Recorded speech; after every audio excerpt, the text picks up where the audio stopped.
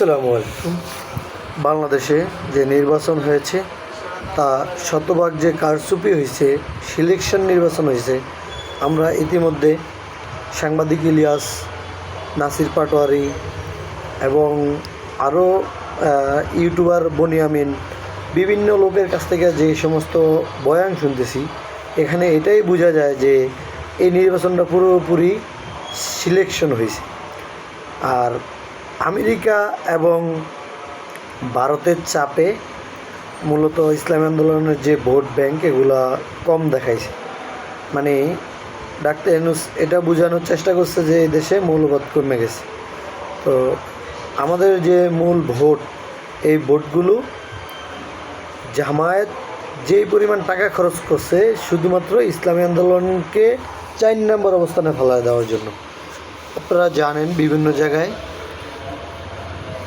জামায়াত টাকা খরচ কইরা দেখাইছে যে ইসলামী আন্দোলনে ভোট নাই।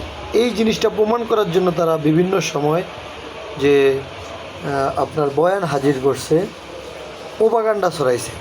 আজকে আমাদেরকে বলা হচ্ছে যে 143 A গ্রেড, কিন্তু জামায়াতের যে লোকজন ডক্টর শফিকুর রহমান সাহেবকে প্রধানমন্ত্রী দাবি করলো এবং তাদের বুদ্ধিজীবীরা সংবাদ টকশোতে বলল যে তাদের প্রায় 600 আসনে A গ্রেড, তাহলে এই 600 প্রার্থী দেওয়ার মতো তাদের A গ্রেড আছে, তাহলে সেই 600 নিয়ে কেন আপনারা কথা বলতেছেন না? তার কারণ হইল ইসলামী আন্দোলনকে আপনারা সহ্য করতে পারতেছেন না। আমরা জানি যে ইসলামী আন্দোলন বাংলাদেশ ন্যায় নীতি আদর্শের উপরে অটল আছেন এবং থাকবেন।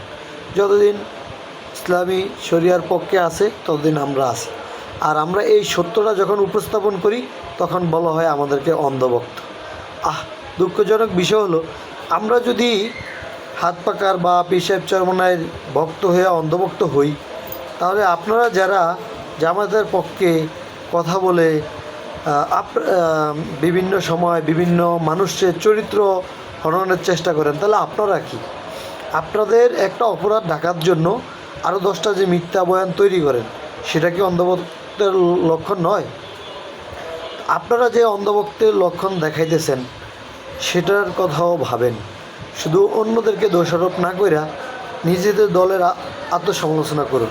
আমরা জামায়াত ইসলামকে খারাপ বলতে চাই না, কিন্তু জামায়াত ইসলাম যে রাজনৈতিকভাবে এই যে ভুল সিদ্ধান্তটা নিল, হ্যাঁ, এখানে ইসলামী আন্দোলনেরও ভুল সিদ্ধান্ত বা দোষ আছে। তো আপনারাও তো যে ভুল সিদ্ধান্ত নিলেন, এটার জন্য আপনাদের দলেরও আত্মসমালোচনা করেন, তাইলে তো বলা হয় যে মানতাম যে আপনারা দুই দলের করতেছেন, দোষ ধরতেছেন, তাহলে বোঝা যায় যে আপনি অন্ধভক্তের লক্ষণ না। কিন্তু আপনি শুধু ইসলামী আন্দোলনের দোষ ধরবেন আর ইসলামী আন্দোলন কোনো যুক্তি দাঁড় করাইলে বলবেন অন্ধভক্ত, এটা একটা স্রেফ মিথ্যা কথা এবং বানোয়াট। আল্লাহ হাফেজ। যারা স্টার সেন্ডার আছেন, আমার ভিডিও দেখলে ভালো লাগলে অবশ্যই স্টার সেন্ড গিফট করবেন।